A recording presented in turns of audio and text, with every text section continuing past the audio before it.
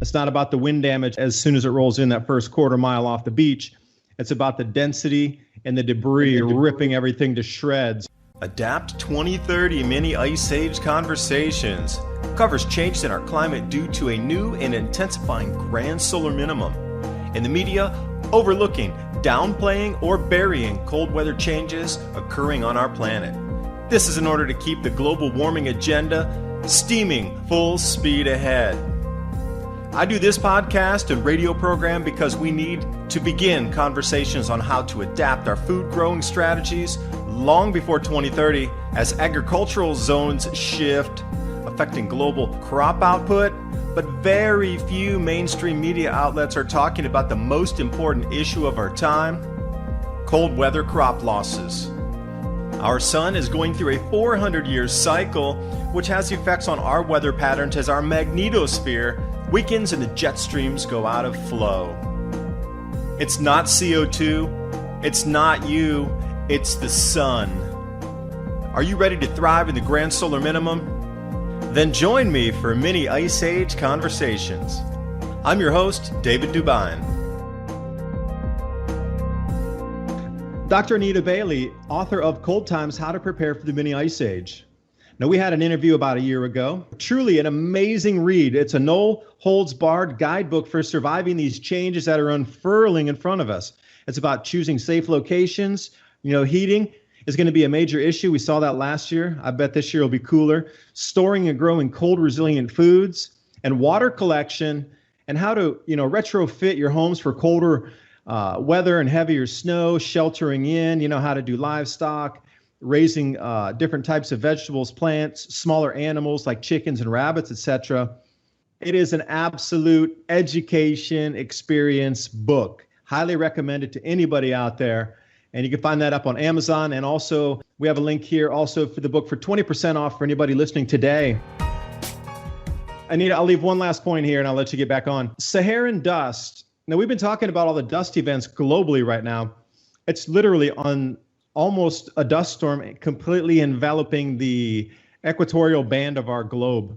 It's really just a few hundred more miles from being at 100% from one and no break. So what we're looking at is the Saharan dust tracker here. Saharan dust, Florida, blocking out skies. And this is on a bunch of news feeds as well. And let me see, I'll bring up another. This over on SOT.net. Saharan dust causes orange haze above Southwest Florida, Fort Myers, and it's going to be becoming much denser and worse over these next few days. Right now it's 7 a.m., and it looks like it's still 5 a.m. apparently, according to the news. The dust is going to become much heavier over these next few days. The real dense dust has not even arrived yet. So all of these things that we're starting to see across the planet with the wind events, more mass die-offs of the fish, aquatic animals, birds going in the wrong direction, and with these effects from our sun being cataloged over the last centuries and millennia showing the exact same patterns of what's happening, it still baffles me as to why the IPCC and the climate debate does not pick up at least that the sun could have some effect on our weather, some effect on our global jet streams, but they still don't want to talk about it. It's all got to be 100% CO2. Anita? Well, I have a hypothesis on that.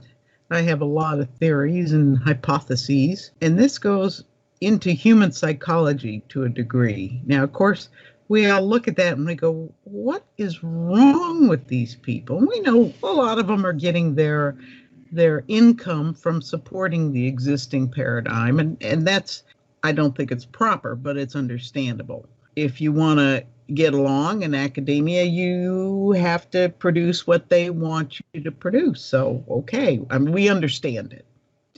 But I think it goes even deeper than that. I think what happens is psychologically easier for people to blame another human being than to believe that we are helpless in the face of nature. And you can see this from the Maunder Minimum when they were blaming, the local town crazies, the witches, for putting spells on the weather and spells on people's crops. They were looking for a human agent because if it's another human being who's doing this, then you feel like you have some control. If it is forces that are immensely huge over which you have no control, that's terrifying. But to think you might not get a crop and there's nothing you can do and everybody's going to die, somehow that's even worse. The sense of helplessness before vast forces is a terrifying concept. And I think that's why groups want to blame other groups. You people driving your SUVs, it's your fault, not my fault because I flew my jet around and went to all the conferences. You understand how that goes? We have a natural human propensity to look for a way to blame rather than to live in terror of uncontrollable forces. It's all about pulling your money out of the bank, too. If you think you need to get ready and start preparing, you might start diverting your resources, which you keep the economic system propped up. You're going to pull that out to get ready, and that will have its own set of effects where they're trying to mitigate. Sure, yeah. And you'll be buying things that don't necessarily improve their bottom line. You know, if you're buying tents and water purifiers, that's not a huge industry as big as cell phones and fancy electronics are. So there's a double reason why it's easier to blame someone else and to keep the charade going as long as possible. And I truly think that the people who are in these positions of authority and power are no smarter and no dumber than the rest of us. And may be dumber, but they're certainly no smarter. And so some of them have got to be true believers because they're just true believers. And some of them have got to be looking at it and saying, this just doesn't make any sense. How can that be happening? And you're saying it's being caused by this thing? So I don't think we're looking at a monolithic entity that's trying to railroad us. I think we have a lot of different groups with different goals, and certainly there are the so-called elite who are setting up their own bug-out hideouts and their bunkers and things like that, much nicer than the rest of us live in our ordinary lives. And there's a sense that things are going wrong. Things are going wrong. And once again, I'm fearful that as things get worse, a lot of people are going to be blamed for it who aren't any more responsible for it than anyone else. I guess it was Martin Armstrong who had a piece on it was when the Irish were coming to the United States because of the potato famine and how they were blamed for the economic downturn that hit the U.S. at that time. Well, they may have played a part because they were willing to work and do the kind of very low-paying things that needed to be done, but they weren't any more responsible for the economic downturn than our current batch of folks coming up from the South and other places. But they're going to be blamed for it, just like the Irish were then, because once again, we look for somebody to blame instead of looking at the terror that nobody's in control. It's out of our hands. It's going to happen no matter what you do, no matter how many witches you burn, or like the Aztecs did, no matter how many prisoners you sacrifice, it's still going to be a horrible mess. So for us who have hopefully the view that we can do something in our own lives to provide a layer of protection against these severe changes, hopefully we don't have to spend a lot of our energy pointing fingers and saying, it's your darn fault. We can just get on it and start making our lives work efficiently now and effectively if things start turning worse. You just got to look ahead a little bit and say, if I can't get the hay, I better get some grain. So in the same way, if it's going to be more expensive to buy food, no matter what excuse they give you, E. coli on the lettuce. We can't sell any more lettuce because it's got some horrible bacteria on it. And really the problem is there just isn't any lettuce. Then having your own is going to give you that buffer zone, that barrier, that edge. So you're not as uncomfortable. You're not spending every last penny you have in order to buy tonight's dinner. How's that sound, David? That sounds like a great explanation. And you just touched on that there, these excuses that they're giving for the lack of something or dissuading you from even looking at wanting to buy it. So when you hear E. coli in the lettuce, even if you go to the store, you're probably going to keep that at an arm's length. But in the background, 80% losses in the vegetable production out of Europe. California decimated on the vegetable production. And there's really not that many other places except for Mexico, and they're having a really hot summer down there too. So when you look at it, the prices are increasing, the yield is down.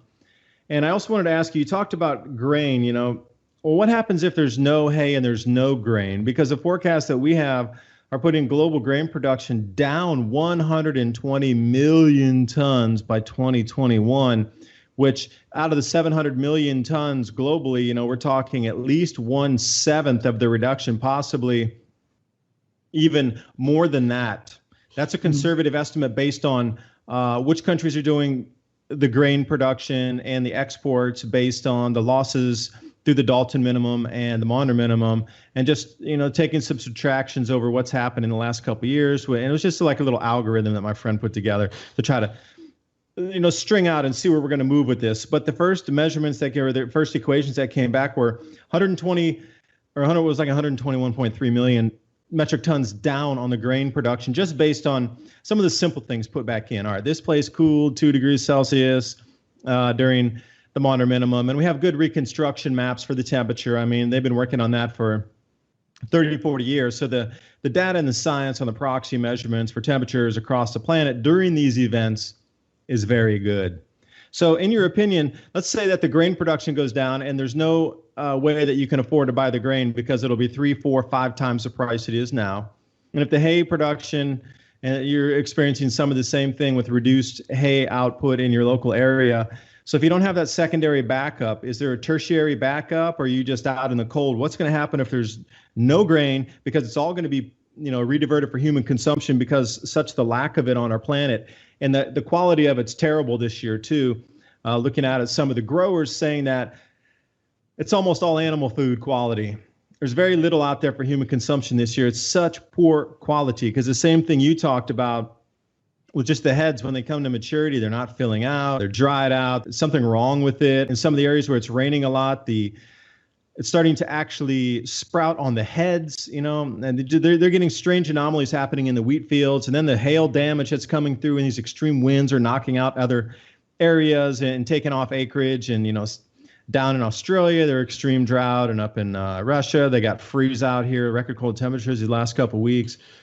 So we're starting to get, we're starting to chip into the global grain production now. So that was my long-winded question. So if there's no grain or no hay, what happens to the cattle? And, I firmly believe that meat might be one of the first things a lot of people will be priced out of the market as we march forward, as these inputs into meat production, whether it be chicken, hog, or cattle, might get us to the point where we're just going to have to switch diet because we can't afford the meat any longer.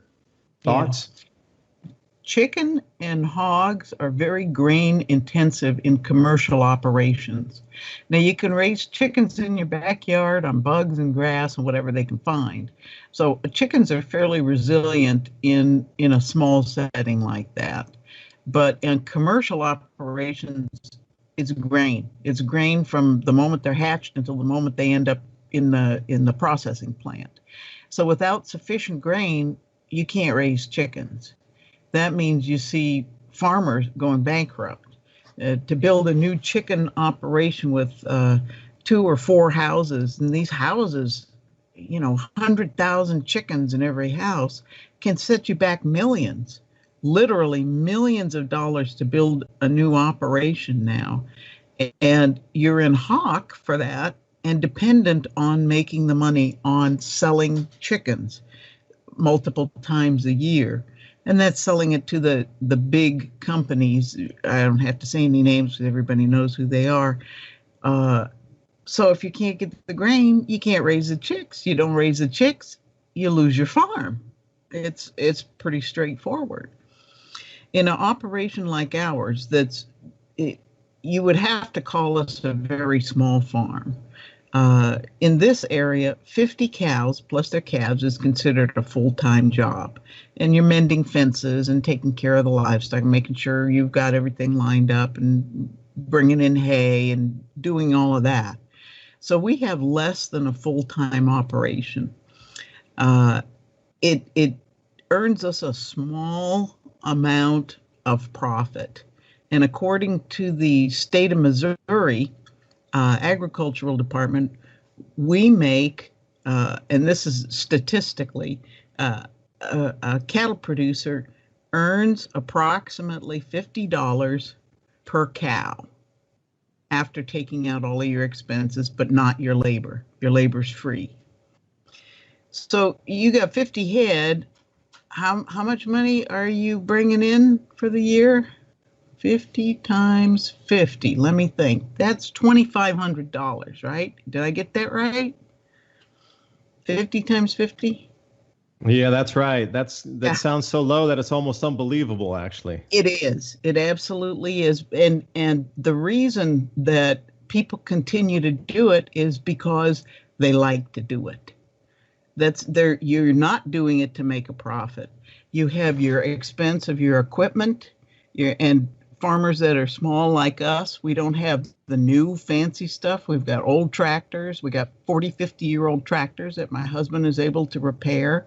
So he cuts down an expense there. He does most of the work himself. Being a farmer most of his life, he's skilled at all of those things.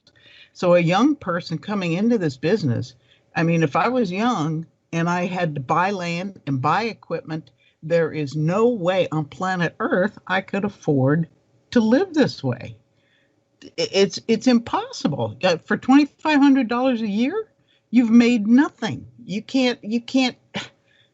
It's staggering. Okay, so farming by itself is a lose-lose proposition. You have to love this life to live it, and you have to be thrifty, and you have to cut corners in places where other people are. They're buying their $150 tennis shoes, and you're shopping at the thrift store. Understand?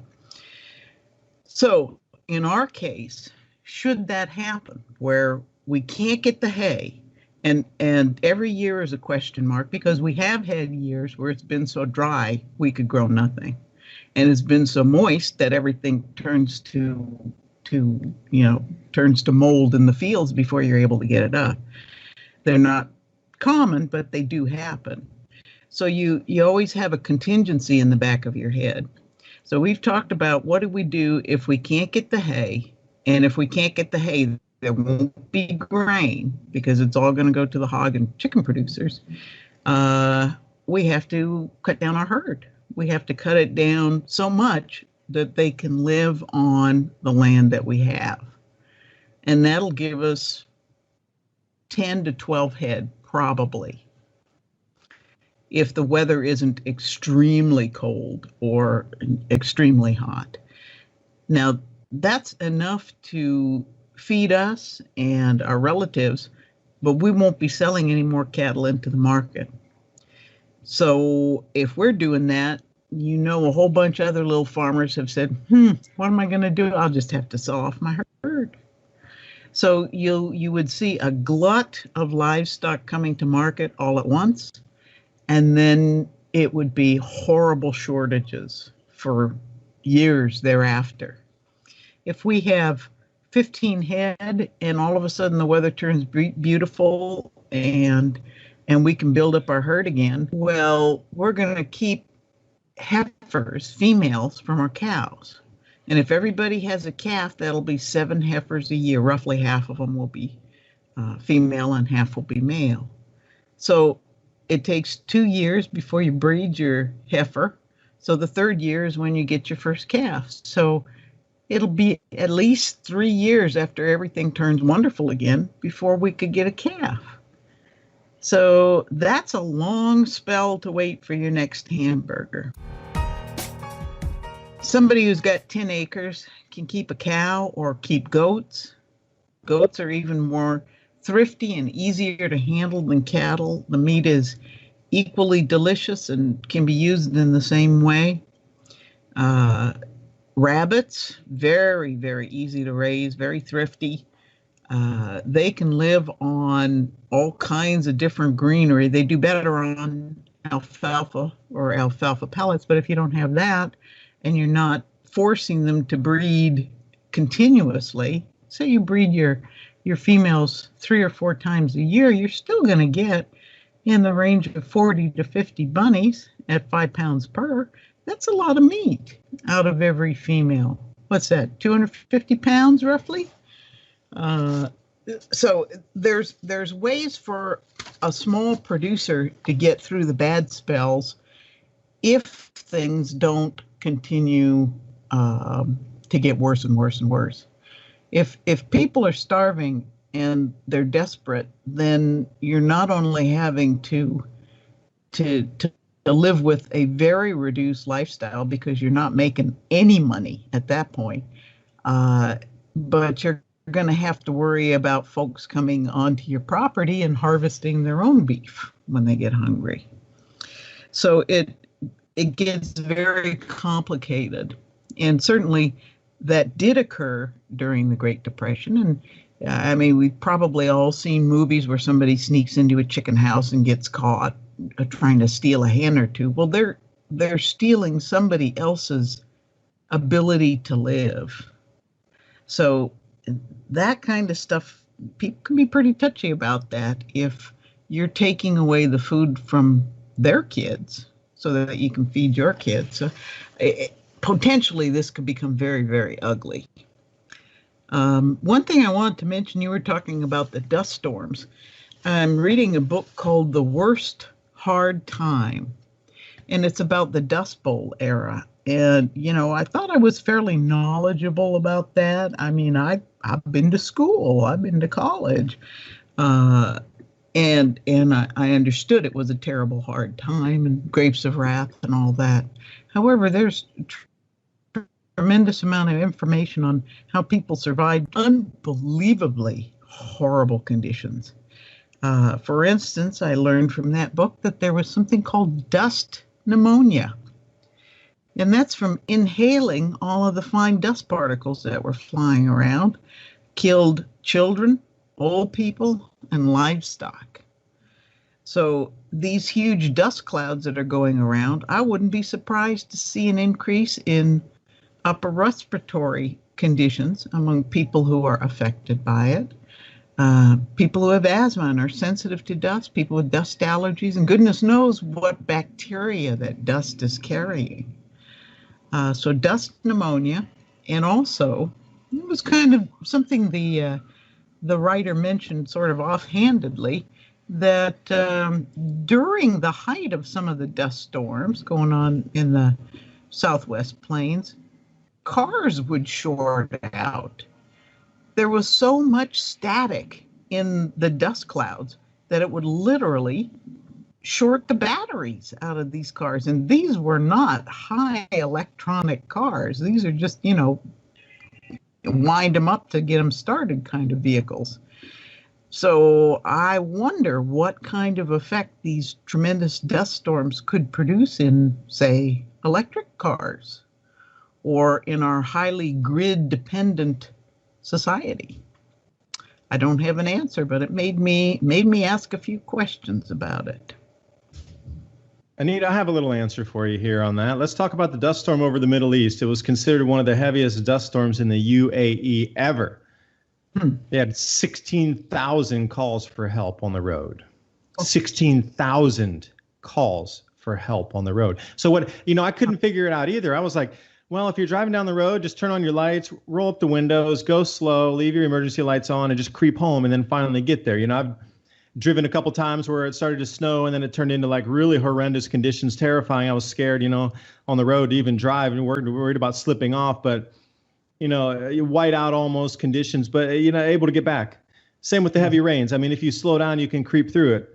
But to get that many emergency calls in the UAE during a dust storm, I'm wondering how many of those were they shorted out, and then I'm in the middle of one of the most ferocious dust storms in UAE history, and here I am by myself on the road, and I can't go outside because I'll suffocate. Perhaps I should call somebody for help.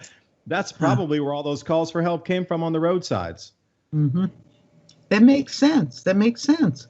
Yeah, I was kind of baffled. I heard about that, and I'm going, why are they having collisions? I mean, I'm sure these people have driven in dust before. Yeah. Yeah. Uh-huh. So yeah, that's a very good point. And also, you mentioned about the age of the equipment you're using on the farm with the older trucks.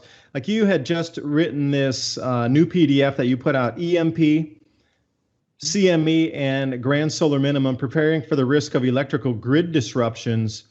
So coming back to these older vehicles, they're not going to be as affected as much by some of the effects that would happen from an EMP or something on the sun, but these newer model vehicles will definitely just stop dead in their tracks. And that 1930s Dust Bowl, yeah, those old cars back there in the 1930s, wow, and they were having difficulties from the electrical charge in the air. And you can also see why the dust storm was rolling up off of Africa, sort of into Spain and Portugal, and they had 360,000 lightning strikes during that day. In Europe, this is just last week, 360,000 strikes. So you got to figure that what was highly charging in the air there as well. So I'm curious, when this dust storm does envelop our entire circumference of our planet, it's not going to be like Mars where it covers the entire planet, but there's a sliver of, if you look at it on the map, it is unbelievable. It extends all the way from Africa through the U.S., and that dust will be blowing over west of California. And then that dust also through the Middle East goes through India, over through Asia, and then there's only that little bit of gap in the Pacific Ocean before this dust storm completely envelops that latitude in a continuous circle around our planet. So what do you think about the old trucks here and the effects on if we have anything geomagnetic coming our way? There was some research that was reported in the EMP Commission looking at vehicles of several different kinds. This was about 2003, so they were looking at cars of that era and in the 90s. They used a fairly low pulse, and they were testing these vehicles to see how they responded. The end result was that the vehicles that were affected at all seemed to be ones that were running at the time the pulse came, and the typical effect was that they would turn off. And once they had any kind of effect from the small EMP pulse, they stopped testing. And the reason they stopped was because all of the cars were borrowed. They didn't own them, so they didn't want to ruin them. So any kind of effect, they said, this will be affected. So they had one pickup, and they didn't say what kind it was or what year it was, that had to be returned to the dealer to have the electrical computer worked on. So it did affect the computer system. Not all of the vehicles were affected, so they raised the charge to those who were not affected to 50. I'm thinking it's volts per meter. It was 25 kilovolts per meter, yeah. It was kVm. Yeah, exactly. So at 50, most of the vehicles were affected to some degree. Now, the challenge is, 2003, they didn't have as much electronics as they do now. And they sure didn't have electric cars. With electric cars, that's another weird thing, is sometimes you'll hear a report about an electric car going down the highway and it's struck by lightning. What's going on with that?